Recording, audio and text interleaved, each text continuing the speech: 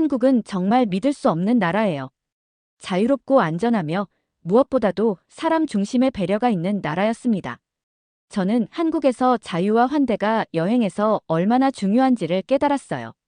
라고 말하는 스웨덴 여대생이 있습니다. 대체 무슨 사연인지 오늘 사연 바로 시작하겠습니다. 안녕하세요. 저는 스웨덴에서 대학을 다니는 22살의 학생 아말리아예요.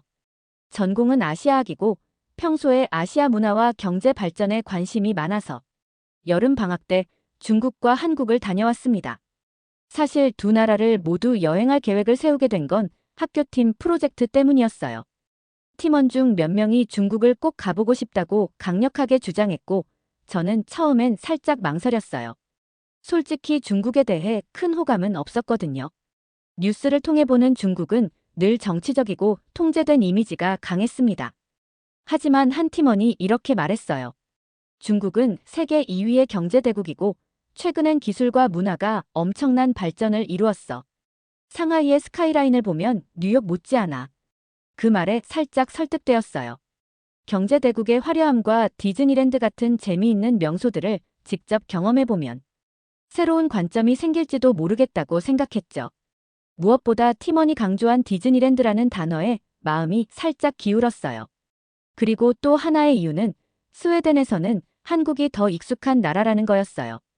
BTS, 한류 드라마, 그리고 K-푸드 같은 것들이 이미 스웨덴에서도 유명했으니까요. 저는 한국은 이미 많이 알고 있으니 차라리 중국에서 색다른 걸 느껴보자라는 마음이 생겼습니다. 하지만 현실적인 문제가 있었어요. 비자라는 복병이었죠.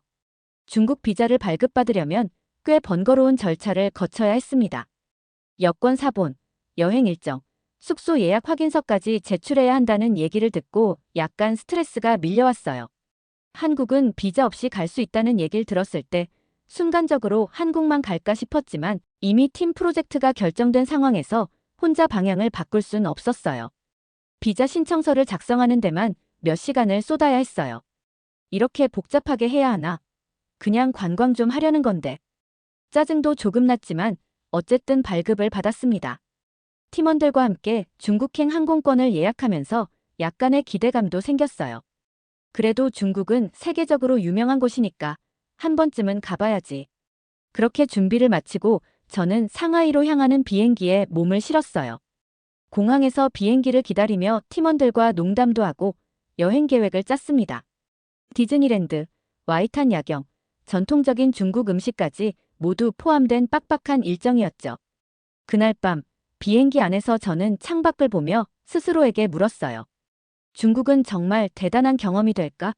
아니면 뉴스에서 보던 그 이미지가 전부일까? 사실 걱정이 살짝 되었어요.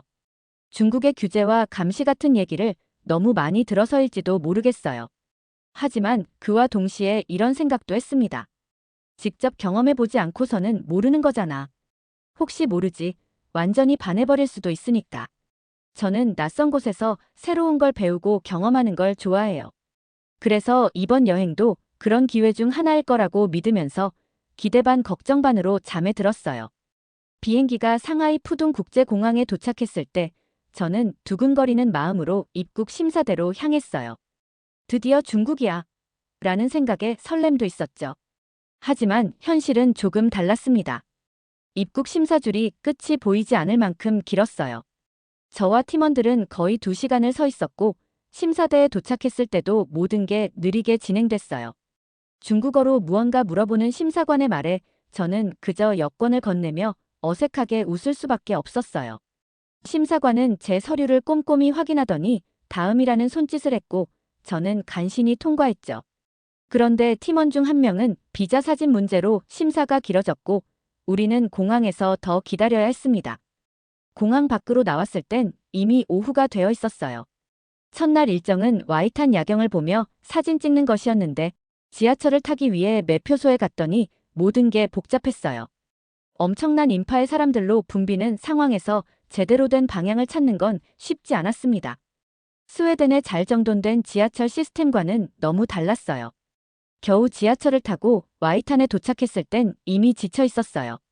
그런데도 와이탄의 스카이라인은 정말 멋졌습니다. 수많은 건물이 화려하게 불을 밝히고 있었고 친구들과 사진을 찍으면서 피곤함을 잠시 잊었죠.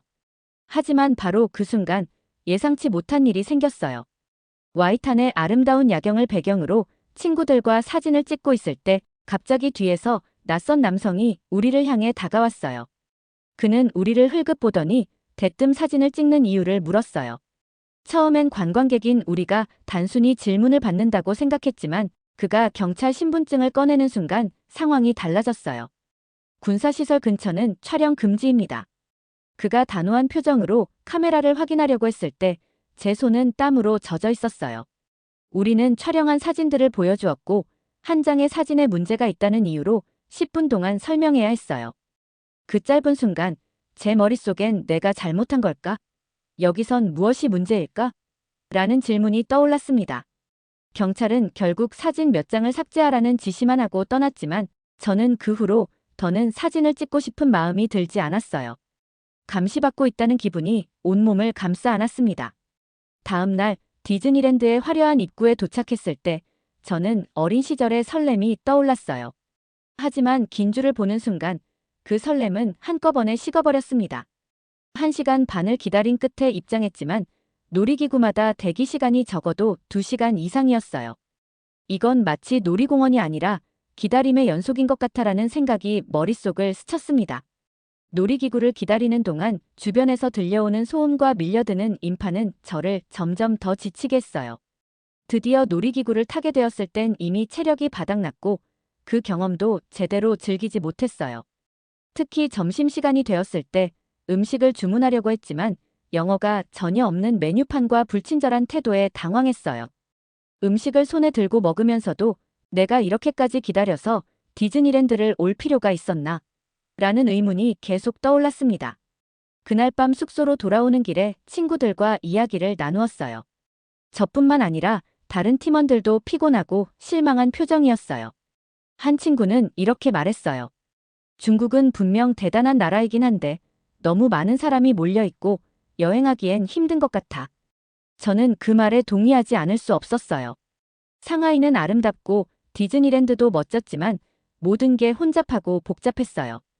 그리고 무엇보다 감시받고 있다는 느낌이 너무나 강하게 들었어요. 이 여행이 정말 나에게 의미 있는 경험이 될 수 있을까? 라는 생각이 머릿속에서 떠나지 않았습니다. 다음 날 일정을 준비하며 저는 살짝 불안했어요. 중국에 온 지 얼마 되지 않았지만 여기에서 느끼는 무거운 분위기가 여행의 설렘을 점점 사라지게 하고 있었어요. 아직 여행은 시작 단계니까 조금 더 기다려보자라고 스스로를 다독이며 잠에 들었어요. 다음 날 아침, 저는 조금 더 가벼운 마음으로 하루를 시작하려 했어요. 어제의 와이탄 사건과 디즈니랜드의 피로는 잊고 오늘은 조금 더 편안하고 즐거운 여행을 해보자고 스스로 다짐했죠. 팀원들과 함께 새로 예약한 투어 프로그램에 참여하기로 했습니다. 목적지는 상하이의 전통적인 골목과 유명한 공원, 그리고 조금 떨어진 유명 관광지였어요. 가이드가 있는 투어라 소통 문제도 없을 거라고 생각했는데 현실은 또 달랐습니다. 가이드는 대부분 중국어로 설명을 했고 영어는 간단한 단어로만 표현했어요. 문화적인 배경이나 역사적인 설명을 이해하고 싶었지만 저는 그저 풍경을 바라보는 수밖에 없었어요.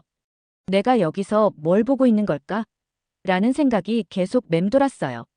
그날의 첫 목적지는 한적한 분위기의 전통 골목이었어요. 저희는 골목을 거닐며 사진도 찍고 작은 가게에서 물건도 구경했어요. 처음에는 꽤 아늑하게 느껴졌어요. 하지만 불편한 시선이 따라다니는 느낌을 지울 수 없었어요. 한참 걷다가 길모퉁이에서 사진을 찍는데 또 다른 경찰이 나타났어요. 이번엔 특별히 문제를 삼진 않았지만 그들의 날카로운 시선이 계속 제 신경을 거슬렀습니다. 여긴 자유롭게 사진조차 찍을 수 없는 건가? 라고 저는 속으로 생각했어요. 친구들도 저와 같은 기분을 느낀 것 같았어요. 그냥 조용히 걷자라며 사진 찍는 것을 멈추기로 했죠. 다음 목적지는 상하이의 대표적인 공원이었어요. 가이드가 이곳은 지역 주민들이 많이 찾는 곳이라며 추천했는데 공원 자체는 평화로웠어요. 하지만 공원 입구에서 대규모 CCTV 카메라를 보고 저절로 움찔했어요. 어디를 가든 사람들이 보는 것 같다는 느낌이 있었거든요. 그러다 한 가지 일이 벌어졌어요. 한 팀원이 공원 구석에서 특이한 장식을 발견하고 사진을 찍으려다가 공원 관리인에게 제지를 받았어요. 여긴 사진을 찍으면 안 되는 곳이라면서 자세한 설명도 없이 막아섰어요. 왜 안 되는지는 모르겠지만 저희는 그저 고개를 끄덕이며 뒤로 물러났어요. 이 상황이 반복되자 저는 점점 더 불안해졌어요. 스웨덴에서는 어디든 자유롭게 사진을 찍을 수 있었고 사람들이 어떤 행동을 하든 큰 제약을 받는 일이 거의 없었거든요. 하지만 여기선 마치 제가 무언가를 잘못하고 있다는 기분이 들었어요. 저녁에는 팀원들과 함께 대형 쇼핑몰을 방문했습니다. 쇼핑몰은 화려했고 사람들로 북적였지만 입구에서부터 예상치 못한 일이 벌어졌습니다. 모든 방문자는 QR코드를 스캔하셔야 합니다. 입구에 서 있던 경비원이 차가운 표정으로 저를 바라보며 말했습니다. 저는 당황했지만 안내를 따라 QR코드를 스캔했습니다. 그런데 그 다음 요청이 더 이상했습니다. 여권을 제시해 주세요. 순간 저는 너무 불쾌했습니다. 단순히 쇼핑을 하러 들어가려는데 왜 제 신분을 확인해야 하는지 이해할 수 없었기 때문입니다. 저는 관광객인데 여권까지 보여줘야 하나요? 하지만 경비원의 표정은 전혀 바뀌지 않았습니다. 그저 당연하다는 듯 제 여권을 확인한 뒤에야 입장이 가능했습니다. 쇼핑몰 안에서도 비슷한 일이 반복되었어요. 화장품 매장에서 제품 사진을 찍으려던 순간 직원이 급히 달려와 사진 촬영을 막았습니다. 순간 움찔하며 카메라를 내렸지만 그들의 표정은 너무나 긴장되어 있었습니다. 숙소로 돌아와 팀원들과 대화를 나누었습니다. 저만 이상하게 느낀 것이 아니었죠. 모든 곳에서 QR코드를 요구하고 행동을 기록하는 것 같아요. 팀원들도 저와 같은 의견을 내놓으며 쇼핑 경험에 대해 한참을 이야기했습니다. 그리고 그때 저는 무언가 깨달았어요. 이 여행은 제가 상상했던 것처럼 가볍고 즐거운 경험이 아니었어요. 여기서의 모든 행동은 감시 아래 있다는 느낌이 저를 너무 불편하게 만들고 있었습니다. 저는 스웨덴에서 자라면서 자유와 개인의 권리를 당연하게 여겨왔어요. 하지만 중국에서의 경험은 저를 다른 세상으로 데려다준 기분이었어요. 이 나라에서 내가 진정으로 자유로울 수 있을까? 라는 질문이 머릿속에 계속 맴돌았어요. 그날 밤 저는 침대에 누워 중국에서의 남은 일정이 조금 걱정되기 시작했습니다. 앞으로 더 많은 곳을 방문해야 했고 더 많은 규제와 제약을 마주해야 할 것 같았거든요. 중국에서의 남은 일정을 마무리하고 드디어 한국으로 떠나기로 했습니다. 사실 한국에 가는 것은 처음부터 예정되어 있었지만 중국에서 겪은 일들 때문에 더 큰 기대를 하게 되었어요. 공항으로 향하는 길에 팀원들과 대화를 나누었는데 대부분 같은 생각을 하고 있었어요. 중국은 거대한 나라이긴 해. 하지만 너무 답답했어. 한국은 좀 다를 거라고 생각해. 저도 속으로 고개를 끄덕였어요. 중국에서의 경험은 흥미롭기도 했지만 동시에 너무 무겁고 불편했거든요. 저는 이제 좀 더 가벼운 마음으로 여행을 즐기고 싶었습니다. 서울 인천공항에 도착하자마자 모든 것이 체계적이고 깔끔했어요. 입국 심사대에는 길게 줄을 서는 사람도 거의 없었고 심사관은 친절하게 웃으며 여권을 확인했어요. 어서 오세요라는 간단한 한국어도 배워두었기에 작은 인사를 건넸는데 심사관이 미소로 답해줘서 기분이 좋아졌어요. 입국 심사를 통과하자 공항의 분위기가 한눈에 들어왔습니다. 넓고 정돈된 대합실과 곳곳에 배치된 안내 표지판들이 눈에 띄었어요. 스웨덴 공항만큼이나 깔끔하고 체계적이라는 느낌이 들었죠. 가장 인상적이었던 건 공항 내의 무료 와이파이였어요. 중국에 있을 때는 구글이나 페이스북에 접속하려면 VPN이 필요했기 때문에 친구들과 연락하거나 정보를 검색하기가 굉장히 불편했었거든요. 하지만 여기선 스마트폰만 켜면 바로 연결됐어요. 저는 공항에서 대중교통 정보를 검색하며 서울로 가는 방법을 찾았습니다.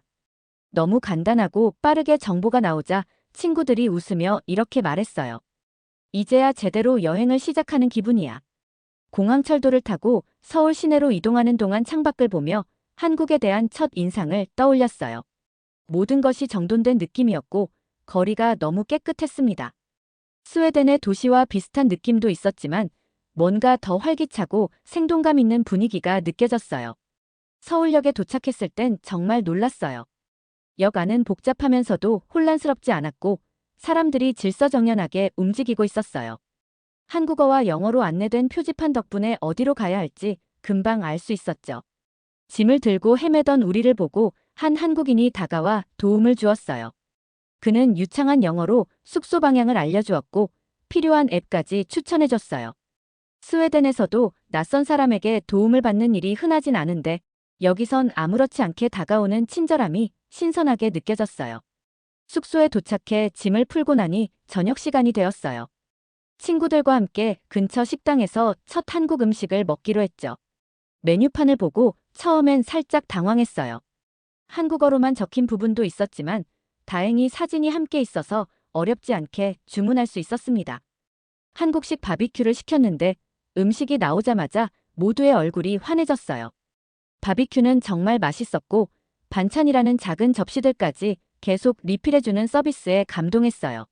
저는 이 작은 것 하나하나에서 한국의 배려를 느꼈습니다. 한 팀원이 이렇게 말했어요. 중국이랑 비교하면 여긴 서비스가 훨씬 더 좋은 것 같아. 저는 고개를 끄덕이며 대답했어요. 이 나라엔 정말 사람들이 신경 써주는 느낌이야. 모든 게 관광객을 환영하는 것 같아. 그날 밤, 저는 숙소 창문 너머로 보이는 서울의 야경을 바라보며 오늘 하루를 정리했어요. 중국에서의 답답함과는 완전히 다른 감정이 들었습니다. 저는 이제 이곳에서 어떤 경험을 하게 될지 기대하기 시작했어요.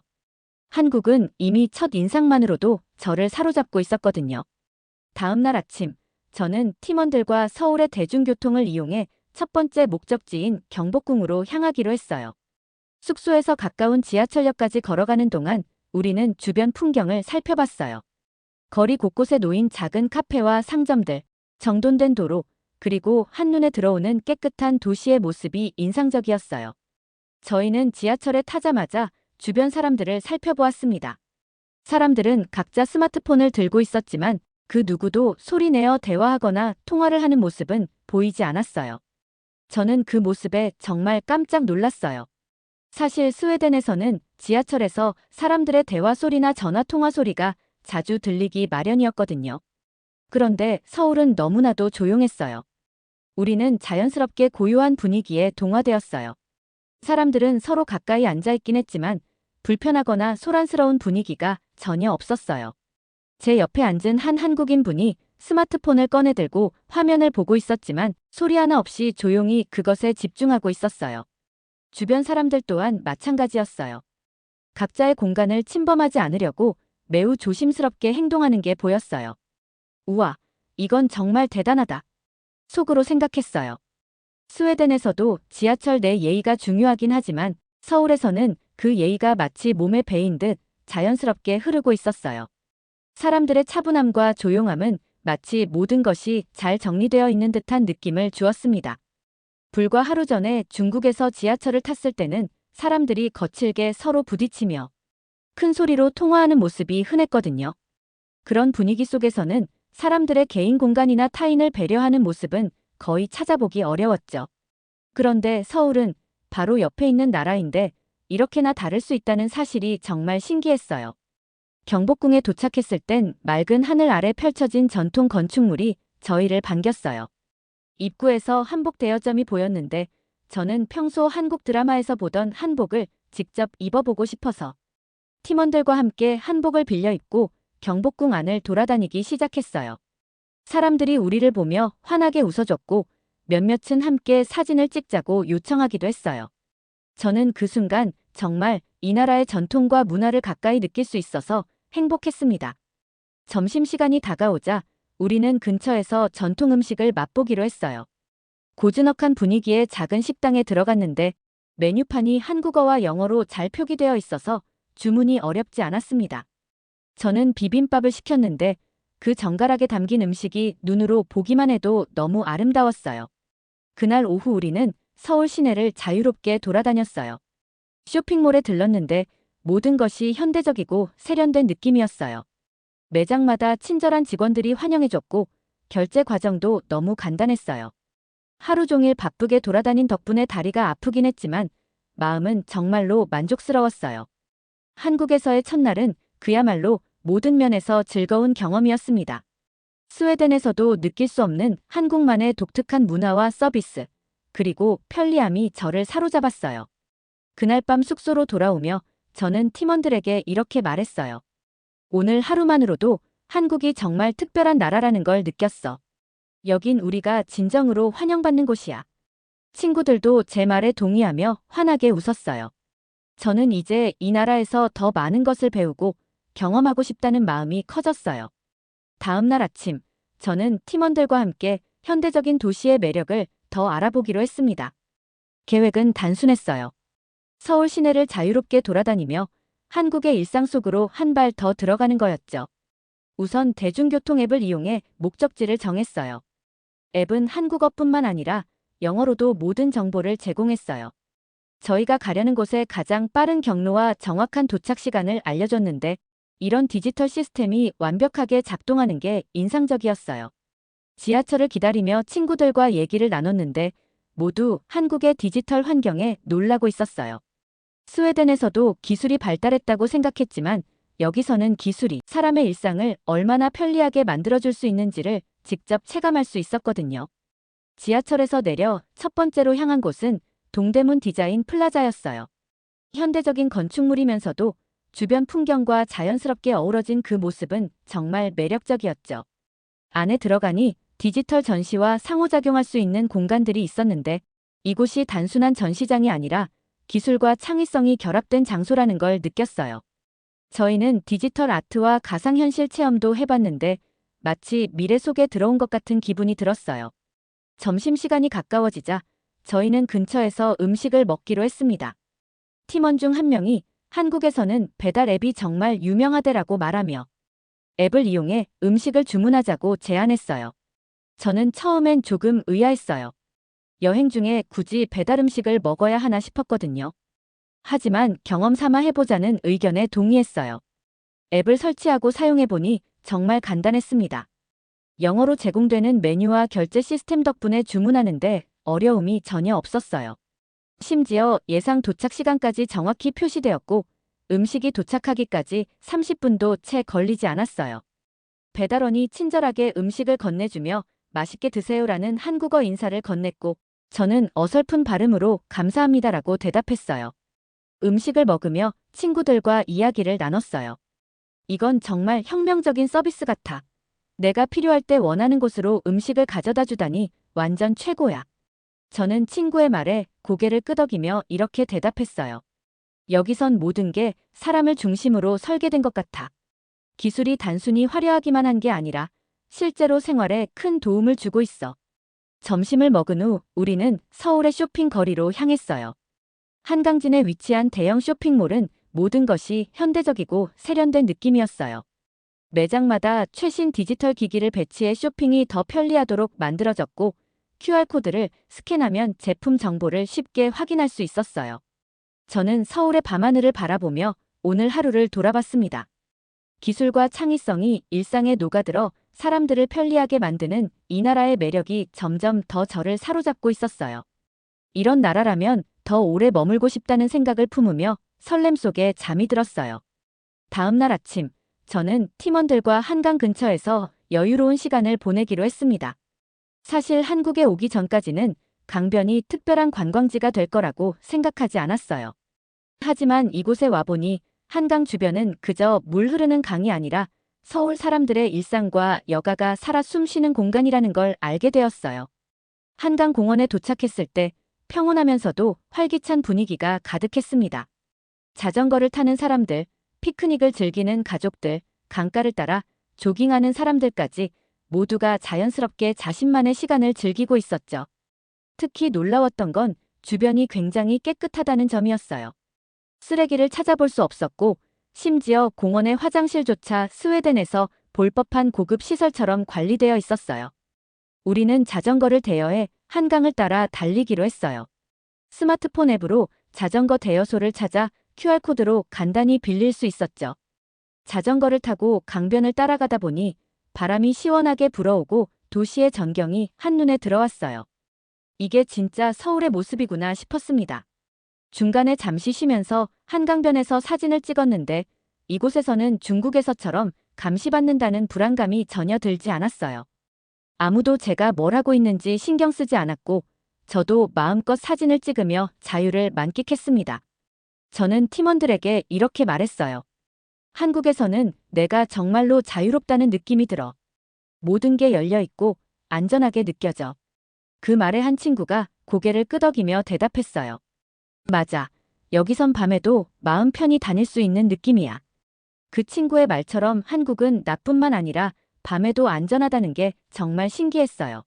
점심시간이 가까워지자 우리는 한강 근처에서 배달 음식을 주문하기로 했어요.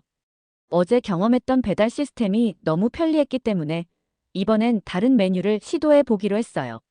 배달 앱에서 치킨과 떡볶이를 주문했는데 역시나 30분도 채 걸리지 않아 음식이 도착했어요. 강변에 앉아 먹는 음식도 맛있었고 한강의 경치를 바라보며 즐기는 식사는 또 다른 특별함을 더해줬어요. 저녁에는 서울의 야경을 보러 남산타워에 올랐어요. 케이블카를 타고 올라가는 길은 그 자체로도 재미있었어요. 케이블카에서 본 서울의 전경은 낮과는 또 다른 매력이 있었습니다. 수많은 빛들이 어두운 하늘 아래에서 반짝이고 있었죠. 남산타워 꼭대기에서 사진을 찍으며 저는 팀원들에게 이렇게 말했어요. 중국에서도 큰 도시를 봤지만 서울은 다르게 느껴져. 여긴 더 따뜻하고 자유롭고 사람을 환영하는 것 같아. 친구들도 제 말에 고개를 끄덕이며 동의했어요. 그날 밤 숙소로 돌아오는 길에 저는 스웨덴에서 경험했던 것들과 한국에서의 경험을 비교해봤어요. 스웨덴도 자유롭고 안전한 나라지만 한국은 여기에 사람들의 환대와 따뜻함이 더해진 곳이라는 생각이 들었죠. 한국에서의 마지막 날이 밝았어요. 짧은 시간이었지만 한국은 제게 너무나도 많은 것을 보여줬어요. 저는 한국에 대해 한류 드라마와 음악 정도밖에 몰랐던 사람이었는데 이곳에서의 경험을 통해 제 생각이 얼마나 좁았는지를 깨달았습니다. 이제는 단순히 문화가 아니라 한국이 가진 사람 중심의 따뜻함, 첨단 기술, 그리고 여행객을 환영하는 매력을 알게 됐어요. 스웨덴으로 돌아가는 비행기에 몸을 실었을 때 저는 창밖으로 펼쳐진 구름을 바라보며 지난 여행의 순간들을 떠올렸습니다. 짧은 시간이었지만 한국과 중국은 제게 너무나도 다른 세상을 보여줬어요. 이 두 나라에서의 경험은 단순히 관광이 아니라 제가 사는 세계와는 또 다른 삶을 엿보는 시간이었습니다.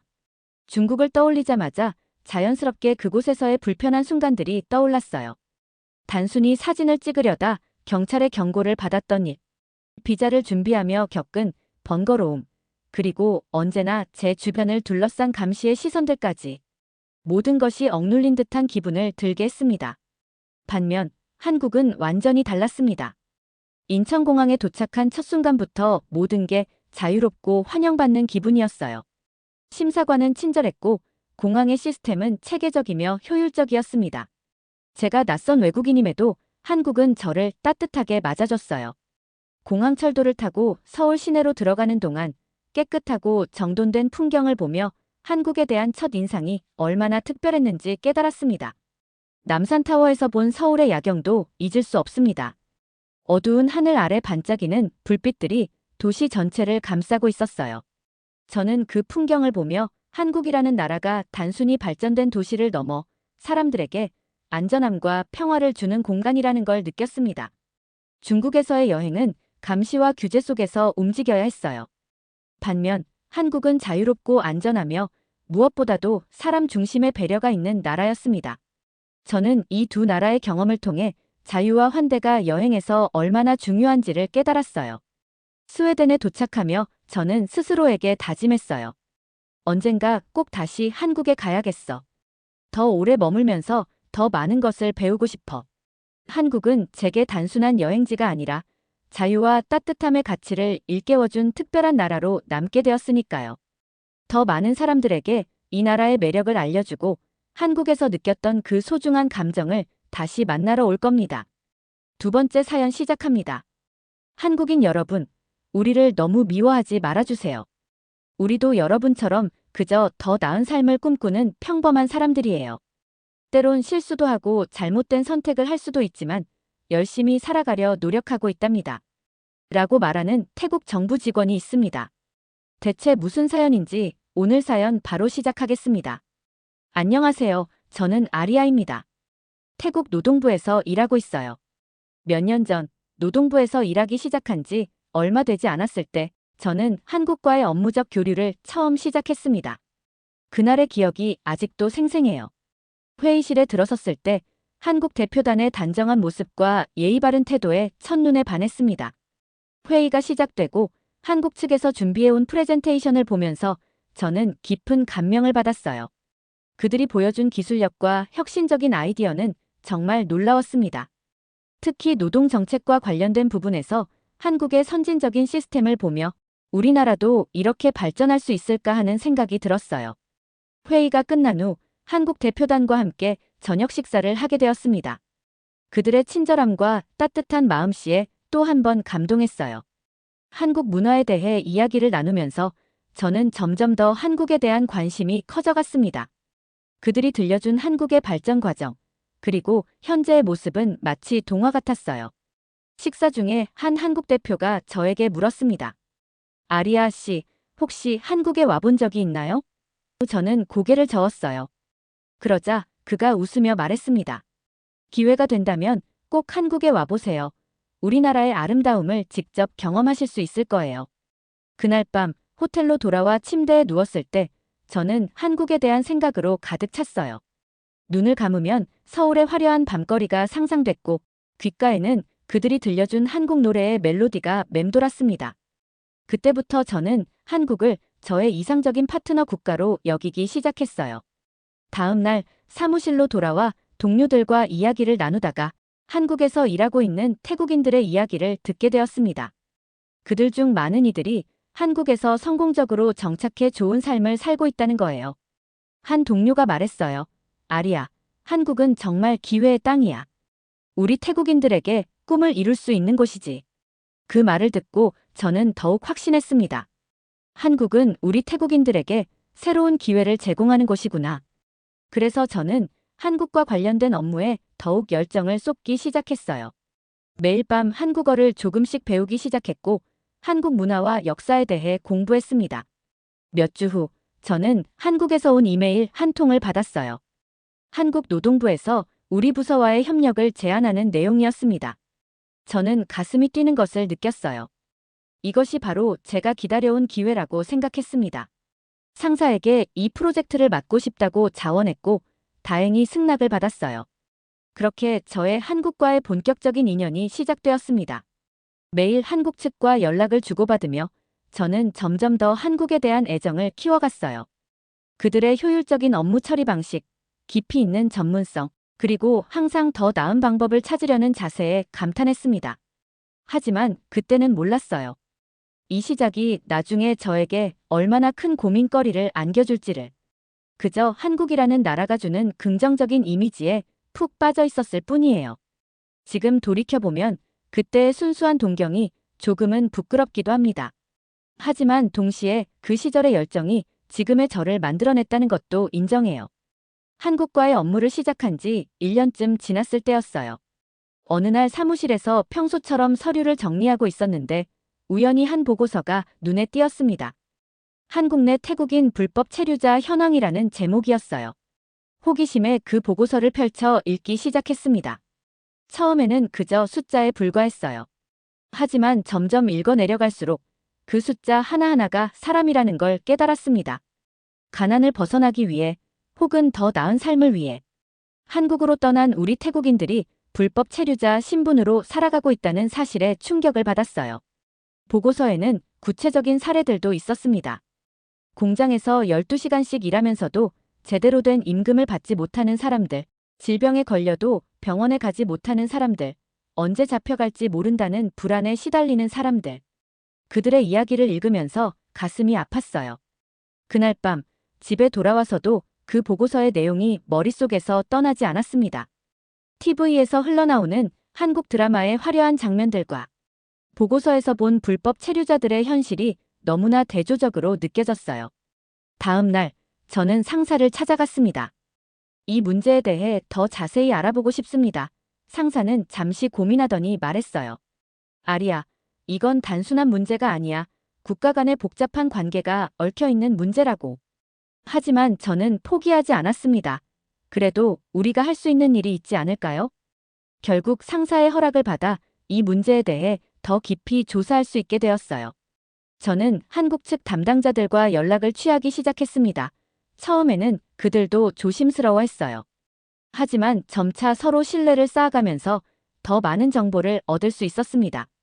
한 달 동안 자료를 모으고 분석하면서 저는 이 문제가 생각보다 훨씬 더 복잡하다는 걸 깨달았어요. 단순히 개인의 선택이 아니라 양국의 경제 상황, 이민 정책, 노동시장의 구조 등 다양한 요인들이 얽혀 있었습니다. 그러던 어느 날 한 통의 전화를 받았어요. 한국에서 불법 체류 중인 한 태국인 노동자였습니다. 그는 떨리는 목소리로 말했어요. 도와주세요. 더 이상 이렇게 살 수가 없어요. 그의 이야기를 들으면서 저는 이 문제가 단순한 통계나 보고서의 내용이 아니라 실제 사람들의 삶과 직결된 문제라는 걸 다시 한번 실감했습니다. 그 후로 저는 이 문제를 더욱 진지하게 다루기 시작했어요. 단순히 업무로서가 아니라 우리 태국인들의 생존과 직결된 문제로 보기 시작한 거죠. 매일 밤 늦게까지 사무실에 남아 관련 자료들을 찾아보고 전문가들의 의견을 들었습니다. 하지만 동시에 복잡한 감정에 휩싸이기도 했어요. 한편으로는 불법 체류자들의 고통에 가슴 아팠지만 다른 한편으로는 그들이 왜 불법으로 체류하는 것을 선택했는지 이해가 되지 않았습니다. 합법적인 방법은 없었을까? 왜 그들은 그런 위험을 감수하는 걸까? 이런 의문들이 꼬리에 꼬리를 물고 이어졌어요. 그리고 점점 더 이 문제의 근본적인 원인을 찾아야 한다는 생각이 들었습니다. 단순히 현상을 파악하는 것을 넘어서 이 문제를 해결할 수 있는 방법을 찾고 싶었어요. 그래서 저는 한국 정부의 외국인 노동자 정책에 대해 더 자세히 알아보기 시작했습니다. 동시에 우리 태국의 해외 노동자 송출 정책도 살펴봤어요. 두 나라의 정책을 비교하면서 어디에 문제가 있는지, 어떤 부분을 개선해야 하는지 조금씩 윤곽이 잡히기 시작했습니다. 이 과정에서 저는 한국에 대한 제 생각이 조금씩 변하고 있다는 걸 느꼈어요. 처음에 가졌던 순수한 동경은 사라지고 보다 현실적인 시각으로 한국을 바라보게 되었습니다.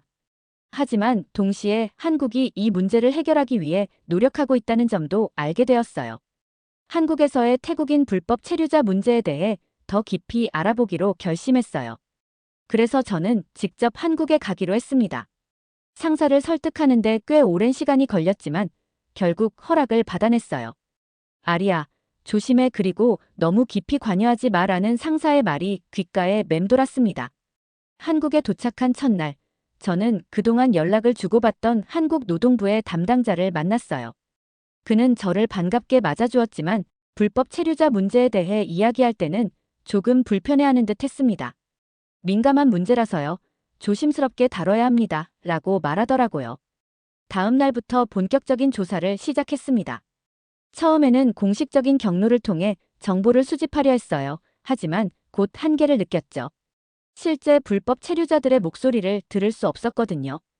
그래서 저는 조금 위험할 수도 있지만 직접 그들을 만나보기로 결심했습니다. 한 태국 식당을 통해 처음으로 불법 체류 중인 태국인을 만났어요.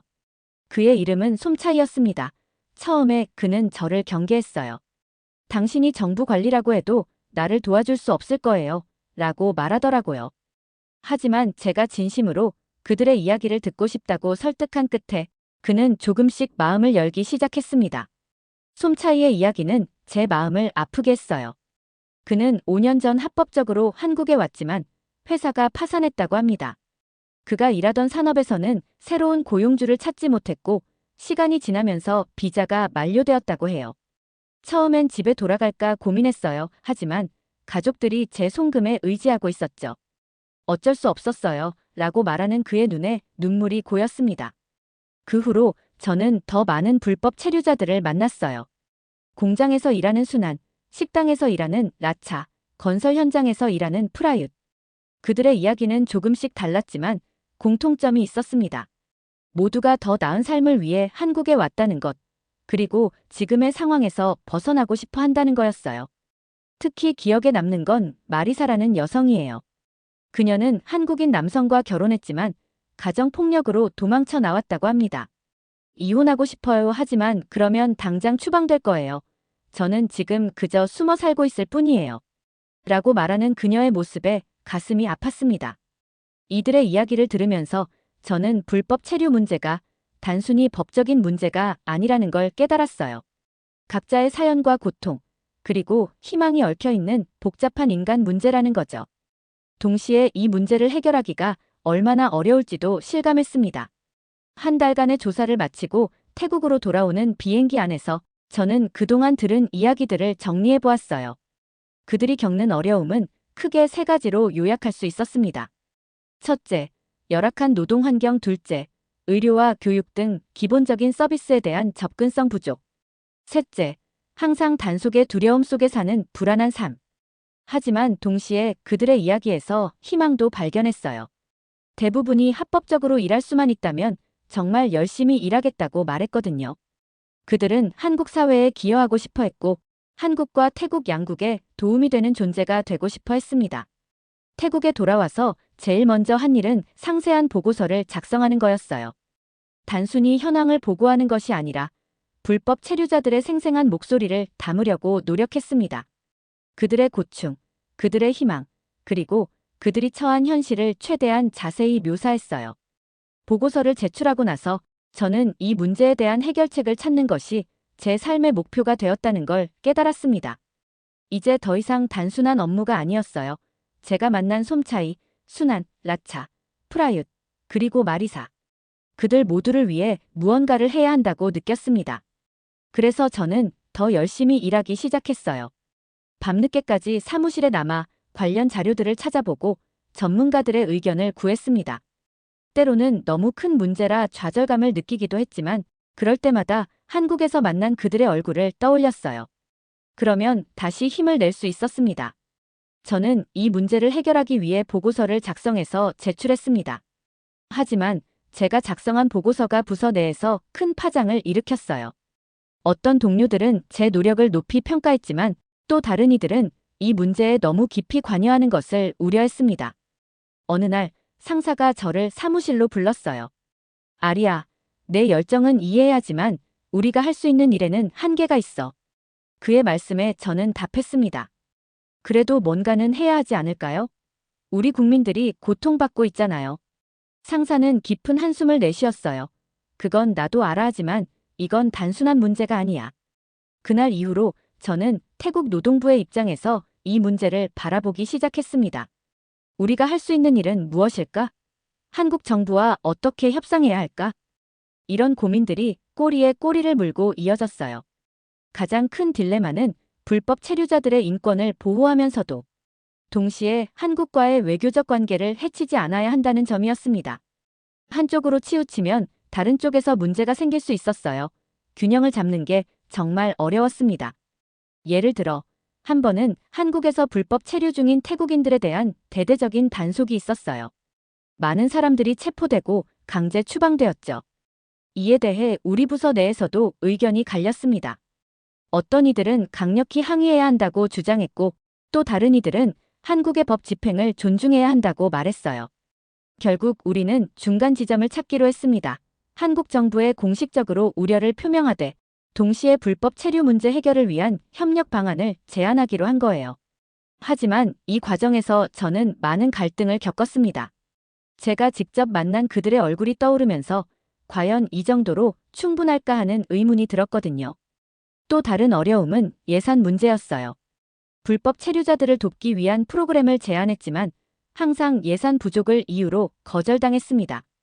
아리야, 우리도 그들을 돕고 싶어 하지만 국내에도 해결해야 할 문제가 산더미야. 이런 말을 들을 때마다 저는 좌절감을 느꼈어요. 여러 과정에서 저는 태국 정부가 불법 체류자 문제에 제대로 대응하지 못하는 현실에 때로는 좌절하기도 했어요. 하지만 동시에 이 복잡한 문제를 해결하기 위해 노력하는 동료들을 보면서 희망도 느꼈습니다. 우리 모두가 각자의 위치에서 최선을 다하고 있다는 걸 알게 되었거든요. 노동부에서 일하면서 한국의 이민 정책과 노동법에 대해 더 깊이 알아가게 되었어요. 처음에는 단순히 정보를 수집하는 차원이었지만 점점 더 깊이 파고들수록 한국에 대한 제 감정이 복잡해지기 시작했습니다. 가장 먼저 눈에 띈 것은 한국의 엄격한 외국인 노동자 쿼터 제도였어요. 태국 노동자들에게 할당된 쿼터가 너무 적다는 걸 알게 되었죠. 왜 이렇게 적은 거지? 라는 의문이 들었습니다. 우리 태국 노동자들의 능력이 부족해서일까? 아니면 다른 이유가 있는 걸까? 이 문제에 대해 한국 측 담당자와 이야기를 나눴어요. 그의 설명은 이랬습니다. 국내 고용시장 보호를 위해서예요. 너무 많은 외국인 노동자가 들어오면 자국민의 일자리가 위협받을 수 있거든요. 이해는 되지만 한편으로는 불공평하다는 생각이 들었어요. 우리 태국 노동자들에게 더 많은 기회가 필요한데 말이에요. 그리고 한국어 능력 시험 문제도 있었습니다. 이 시험이 한국에서 일하려는 태국인들에게 너무 큰 장벽이 되고 있다는 걸 알게 되었어요. 물론 의사소통 능력이 중요하다는 건 이해해요. 하지만 이 시험 때문에 실력 있는 많은 태국인들이 기회를 얻지 못하고 있었죠. 어느 날 한 태국인 노동자로부터 이메일을 받았어요. 아리아 씨, 저는 용접 기술자로 10년 넘게 일했어요. 하지만 한국어 시험을 통과하지 못해 한국에서 일할 기회를 얻지 못했습니다. 이게 공평한가요? 이 이메일을 읽으면서 가슴이 아팠어요. 기술은 있지만 언어 때문에 기회를 얻지 못하는 사람들이 얼마나 많을까 하는 생각이 들었거든요. 그러다 제 눈을 의심하게 만든 규정을 발견했습니다. 한국의 고용허가제에서는 39세 이상의 외국인 노동자를 받아들이지 않는다는 거였어요. 이건 정말 이해할 수 없었습니다. 우리나라에서는 40대, 50대도 충분히 일할 수 있는 나이인데 말이에요. 이 규정 때문에 고통받는 사람들의 이야기를 들을 때마다 화가 났어요. 42살의 뿌라퐁 씨는 이렇게 말했죠. 저는 아직 일할 수 있어요. 오히려 경험이 더 많아졌는데 왜 한국은 저를 원하지 않는 걸까요? 그의 말에 답할 수가 없었어요. 이런 규정들을 보면서 한국에 대한 제 감정이 조금씩 변하기 시작했습니다. 처음에 느꼈던 동경과 존경의 마음이 서서히 실망과 원망으로 바뀌어 갔어요. 왜 이렇게 차별적인 정책을 만드는 걸까? 우리 태국 사람들을 무시하는 건가? 라는 생각이 들었죠. 하지만 동시에 저는 이런 감정을 조심스럽게 다뤄야 한다는 걸 알고 있었어요. 개인적인 감정이 업무에 영향을 미쳐서는 안 되니까요. 그래서 저는 이런 감정을 숨기고 최대한 객관적으로 상황을 바라보려고 노력했습니다. 그러던 어느 날 한국 측 담당자와 화상회의를 하던 중 저도 모르게 감정이 폭발해버렸어요. 왜 이렇게 불공평한 정책들을 만드는 거죠? 우리 태국 사람들도 충분히 능력 있고 성실한데 왜 이런 대우를 받아야 하나요? 그 순간 회의실이 조용해졌어요. 한국 담당자는 잠시 침묵하더니 이렇게 말했습니다. 아리아 씨, 당신의 감정 이해해요. 우리도 이런 정책들이 완벽하다고 생각하지 않아요. 하지만 이건 복잡한 문제예요. 우리도 계속해서 개선하려고 노력하고 있습니다. 그의 말에 제 마음이 조금은 누그러졌지만 여전히 불만은 남아 있었어요. 이 사건 이후 저는 제 감정을 더 깊이 들여다보게 되었습니다. 한국에 대한 원망은 사실 우리 태국 노동자들이 겪는 어려움에 대한 안타까움에서 비롯된 거였죠. 그리고 그 안타까움은 결국 그들을 돕고 싶다는 마음, 더 나은 상황을 만들고 싶다는 열망으로 이어졌어요. 그래서 저는 이 감정을 긍정적인 에너지로 바꾸기로 결심했습니다. 한국을 원망하는 대신 어떻게 하면 양국이 서로 이해하고 협력할 수 있을지 고민하기 시작했어요. 물론 쉽지 않았습니다. 때로는 여전히 분노와 실망이 올라왔어요. 하지만 그때마다 저는 스스로에게 물었습니다. 이 감정이 문제 해결에 도움이 될까? 지금도 가끔 한국의 정책을 볼 때면 답답함을 느껴요. 하지만 동시에 조금씩 변화의 조짐도 보입니다. 최근에는 한국 정부가 외국인 노동자 정책을 조금씩 완화하고 있다는 소식도 들렸어요. 아직 충분하지는 않지만 그래도 희망의 빛이 보이는 것 같아요. 시간이 흐르면서 저는 한국에 대해 더욱 복잡한 감정을 느끼게 되었어요. 한편으로는 여전히 한국의 발전된 기술과 문화에 대한 존경심이 있었지만 다른 한편으로는 태국 노동자들이 겪는 어려움 때문에 마음이 아팠습니다. 어느 날 한국에서 열리는 국제 노동 컨퍼런스에 참석하게 되었어요. 서울에 도착했을 때 저는 복잡한 감정에 휩싸였습니다.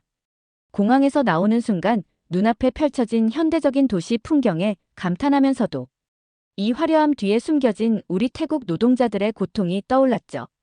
컨퍼런스장으로 가는 길에 택시 기사님과 이야기를 나눴어요. 그는 한국의 경제 발전에 대해 자부심을 갖고 이야기했습니다. 우리나라가 이렇게 발전한 건 모두가 열심히 일한 덕분이에요. 그의 말에 고개를 끄덕이면서도 제 마음 한 구석에서는 그 발전의 이면에 우리 태국 노동자들의 희생도 있었을 텐데 라는 생각이 들었어요.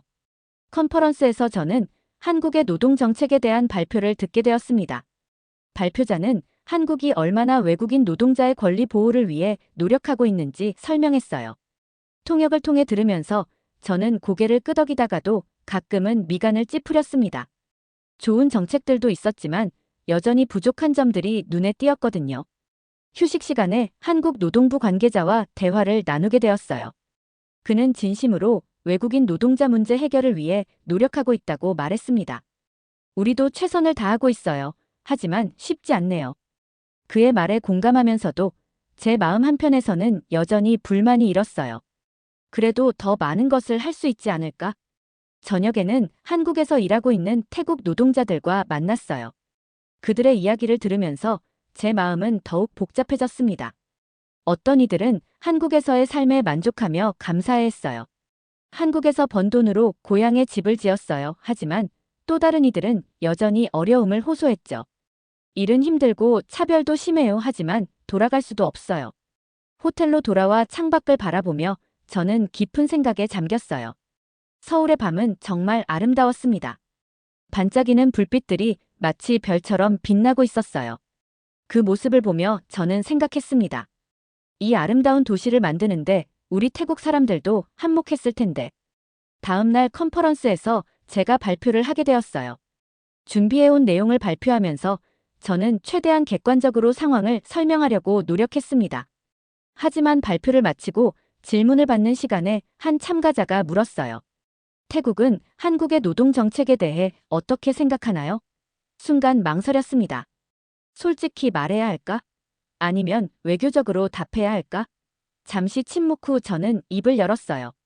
한국의 노력을 인정합니다. 하지만 여전히 개선해야 할 점들이 많다고 생각해요. 우리는 더 나은 협력 관계를 원합니다. 그 순간 저는 제 안의 복잡한 감정들이 조금은 정리되는 것을 느꼈어요. 네, 한국에 대한 존경심도 있고 원망도 있습니다. 하지만 그 모든 감정의 근본에는 더 나은 미래를 향한 희망이 있었던 거예요. 컨퍼런스를 마치고 한국을 떠나는 비행기 안에서 저는 이번 여행을 통해 느낀 점들을 정리해봤어요. 한국은 분명 대단한 나라입니다. 하지만 완벽하지는 않아요. 우리 태국도 마찬가지고요. 중요한 건 서로를 이해하고 존중하며 함께 발전해 나가는 것이라는 걸 깨달았습니다. 지금 저는 태국 노동부에서 5년째 일하고 있어요.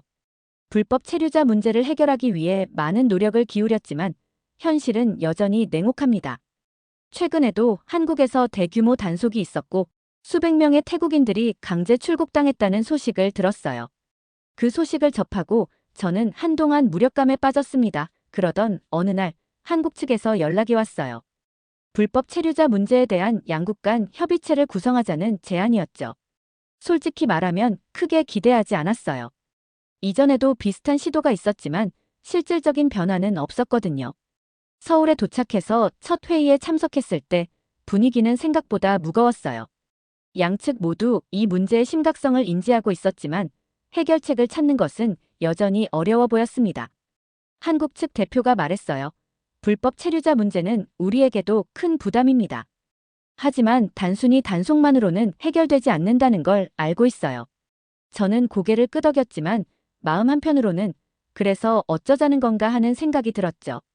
이틀째 되는 날 논의는 조금씩 구체화되기 시작했어요. 합법적인 취업 경로 확대, 불법 체류자 자진 신고 기간 운영, 양국 간 정보 공유 시스템 구축 등이 논의되었습니다. 하지만 여전히 의견 차이가 컸어요. 제가 제안한 불법 체류자 사면 방안에 대해 한국 측은 난색을 표했습니다. 그렇게 하면 오히려 불법 체류를 조장할 수 있어요. 그들의 입장도 이해는 되지만 답답한 마음은 어쩔 수 없었어요. 마지막 날 우리는 몇 가지 사항에 합의했습니다. 정기적인 실무자 회의 개최, 취업정보 공유 플랫폼 구축, 그리고 소규모 시범 사업 실시 등이었죠. 큰 변화는 아니지만 그래도 작은 진전이라고 생각했어요. 태국으로 돌아오는 비행기 안에서 저는 이번 회의의 결과를 되돌아봤어요. 솔직히 말해서 크게 만족스럽지는 않았습니다. 하지만 동시에 이것이 현실이라는 걸 인정할 수밖에 없었어요. 큰 변화는 하루아침에 오지 않는다는 걸 알고 있었으니까요. 사무실로 돌아와 보고서를 작성하면서 저는 현실적인 목표를 세우기로 했어요. 당장 모든 문제를 해결할 순 없겠지만 조금씩이라도 상황을 개선해 나가는 것. 그것이 제가 할 수 있는 최선이라고 생각했습니다. 며칠 후 한국에서 이메일이 왔어요. 다음 실무자 회의 일정을 조율하자는 내용이었죠. 저는 잠시 망설이다가 답장을 보냈습니다. 네, 함께 노력해봅시다. 지금도 가끔 좌절감을 느낄 때가 있어요. 문제는 여전히 산적해 있고 해결책은 멀어 보이니까요. 그럴 때마다 저는 제가 만났던 불법 체류자들의 얼굴을 떠올립니다. 그들을 위해 저는 포기하지 않고 계속 노력할 겁니다. 한국과 태국의 관계가 앞으로 어떻게 발전할지는 알 수 없어요. 분명 우여곡절도 많을 거고 때로는 후퇴하는 것처럼 보일 수도 있겠죠. 하지만 제가 할 수 있는 건 제자리에서 묵묵히 최선을 다하는 것뿐이에요. 이제 제 책상 위에는 작은 메모가 붙어 있어요. 한 걸음씩 포기하지 말자. 매일 아침 이 메모를 보면서 저는 다짐합니다. 오늘도 작은 변화를 위해 노력하자고요. 그리고 언젠가는 아주 조금씩이겠지만 상황이 나아질 거라고 믿어요. 그때까지 저는 제자리를 지키며 계속해서 노력할 겁니다. 한국인 여러분, 제 이야기를 들어주셔서 감사합니다. 우리 태국 사람들을 너무 미워하지 말아주세요. 우리도 여러분처럼 그저 더 나은 삶을 꿈꾸는 평범한 사람들이에요. 때론 실수도 하고 잘못된 선택을 할 수도 있지만 대부분은 열심히 살아가려 노력하고 있답니다. 서로를 이해하고 존중하는 마음으로 함께 나아갈 수 있길 바랍니다. 감사합니다. 오늘 사연이 재미있으셨다면 구독과 좋아요, 알림 설정까지 부탁드립니다. 더 재미있는 사연으로 돌아오겠습니다. 이상 감동탐험이었습니다.